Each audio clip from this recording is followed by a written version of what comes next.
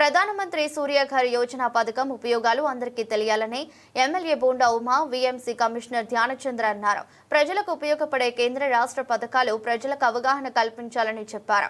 Central నియోజకవర్గ శాసనసభ్యులు బోండా ఉమా మహేశ్వరరావు పిలుపు మేరకు నగరపాలక సంస్థ కమిషనర్ ధ్యానచంద్ర హెచ్ఎం ఆధ్వర్యంలో గవర్నర్ పేట ఐవీ ప్యాలెస్ లో ప్రధానమంత్రి సూర్యఘర్ యోజన పథకంపై అవగాహన కార్యక్రమం నిర్వహించారు అధికారులు. ఈ సందర్భంగా ప్రభుత్వ విప్ విజయవాడ సెంట్రల్ నియోజకవర్గ శాసనసభ్యులు బోండా ఉమా మహేశ్వరరావు మాట్లాడుతూ ఆంధ్రప్రదేశ్ రాష్ట్రంలో కనీసం 5 నుంచి 10 లక్షల ఇళ్లు సౌకర్యవంతంగా సౌర శక్తితో ఉండాలని సంకల్పించిన రాష్ట్ర ముఖ్యమంత్రి నారా చంద్రబాబు నాయుడు ఆశయాల మేరకు విజయవాడ సెంట్రల్ ప్రజలకు సూర్యఘర్ ద్వారా కలిగే ప్రయోజనాలను తెలపాలని, రూఫ్ ఉన్న ప్రతి ఒక్కరికి ఈ పథకం వర్తిస్తుందని, వారికి పథకంలో దరఖాస్తు చేసుకునేందుకు సహాయపడాలని, కరెంటు మీటర్ సామర్థ్యం బట్టి వారికి ఎంత విద్యుత్ కెపాసిటీ అప్లై చేసుకోవచ్చని, ఈ పథకం వల్ల విద్యుత్ మరియు డబ్బు ఆదా అవుతుందని వారికి అర్థమయ్యే రీతిలో అవగాహన కల్పించాలని, ప్రధానమంత్రి సూర్యఘర్ పథకం ద్వారా కేంద్ర ప్రభుత్వం రాయితీ లభిస్తుందని, బ్యాంకు రుణ సదుపాయం వంటి లాభాలపై ప్రజలకు అవగాహన కల్పించాలన్నారు. సబ్సిడీ ఇస్తారు. మెయిన్ యూనిట్ పర్చేస్ చేస్తే 60% సబ్సిడీ ఉంది. అలాగే 3 కిలోవాట్ అంటే 2 and above up to 3 kilowatt 40% subsidy ఉంది. ఇది క్లారిటీ ఉండాలి. సబ్సిడీ ఎంత శాతం, నంబర్లు ఉన్నాయి, శాతాలు ఉన్నాయి, గుర్తుపెట్టుకోండి. So 60% up to 2 kilowatt, 40% 2 to 3 kilowatt మధ్యలో ఉన్న వాళ్ళకి సబ్సిడీ ఉంది. సరే, ఎవరెవరు అర్హులు ఈ స్కీమ్ లో ఎలిజిబిలిటీ చూస్తే, 1 ఇండియన్ సిటిజన్ ఉండాలి ఖచ్చితంగా. 2 ఆయనకు రూఫ్ ఉండాలి, అప్పుడే కదా రూఫ్ టాప్ పెడతాము. ఆయనకి ఇల్లు ఉండాలి, ఇల్లు రూఫ్ ఉండాలి.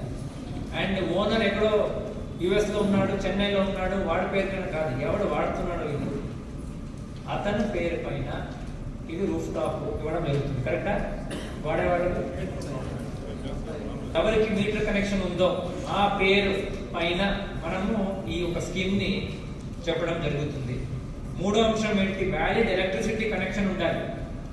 4వది ఏంటంటే వీళ్ళకి ఎలాంటి సోలార్ పెనాల్ కింద సబ్సిడీలు ఇప్పుడు దాకా లబ్ధి పొంది ఉండకూడదు.